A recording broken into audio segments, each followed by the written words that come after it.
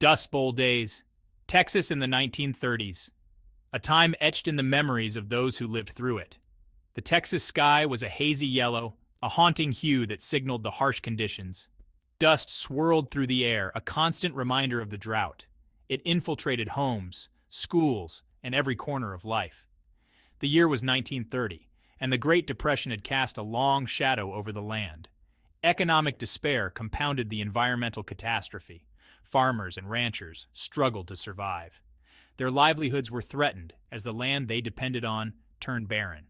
Crops withered in the fields, and cattle grew thin. The once bountiful harvests were now just a distant memory. It was a time of hardship and uncertainty. Families faced daily struggles, unsure of what the future held. The once fertile plains of Texas seemed to crack under the relentless sun. The earth itself seemed to cry out for relief. Rivers and creeks dried up, leaving thirsty animals and desperate farmers in their wake. Water, a precious resource, became a rare commodity.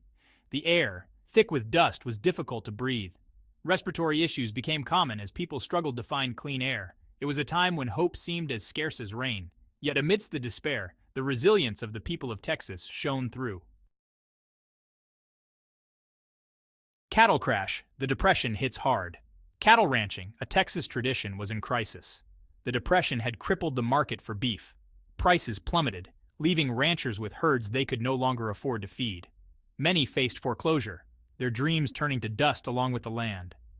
The collapse of the cattle market sent shockwaves through Texas. Towns that once bustled with cowboys and cattlemen grew quiet. Businesses closed, and families packed up and left, searching for a better life elsewhere. The Texas spirit, however, was not easily broken. Ranchers sought new ways to survive, new ways to make a living from the land. Fleece saviors? Angora goats arrive. A glimmer of hope arrived in the form of a furry, four-legged creature, the Angora goat. These goats, with their distinctive curly coats, brought a sense of optimism to the struggling ranchers. Prized for their soft, luxurious mohair, Angora goats were touted as a drought-resistant alternative to cattle. Their fleece, known for its sheen and durability, was highly sought after in various industries. Ranchers, desperate for a solution, embraced the goats, hoping their fleeces would spin profits from despair. The shearing of these goats became a symbol of hope, a potential end to their financial struggles. The demand for mohair was high, used in everything from luxury clothing to car interiors.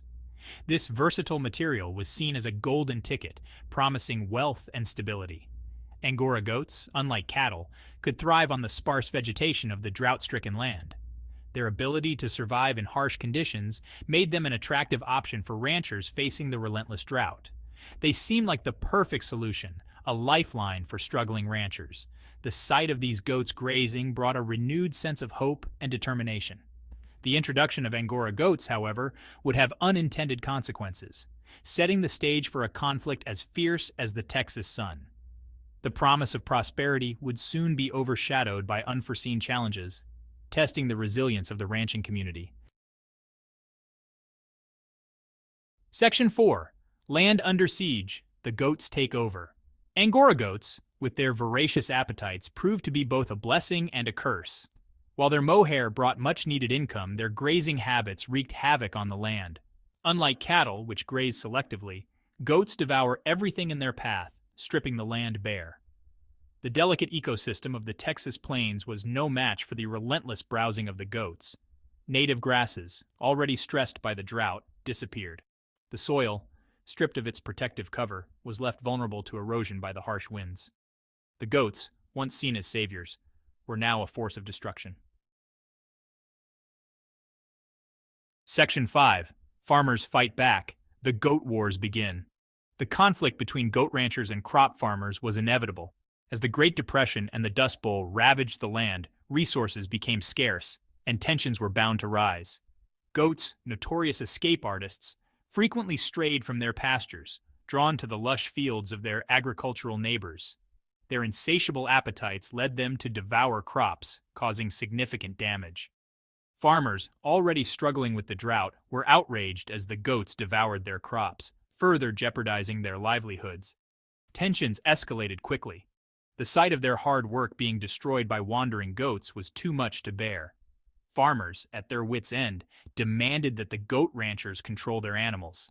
They organized meetings and formed alliances to address the issue collectively. Ranchers, however, argued that fencing was too expensive and that their goats were not the sole cause of the farmers' woes. They pointed to the harsh environmental conditions and economic hardships as contributing factors. The stage was set for a showdown, a clash between neighbors driven to desperation by the harsh realities of the Dust Bowl. This conflict, known as the Goat Wars, would leave a lasting impact on the community and shape the future of farming in Texas.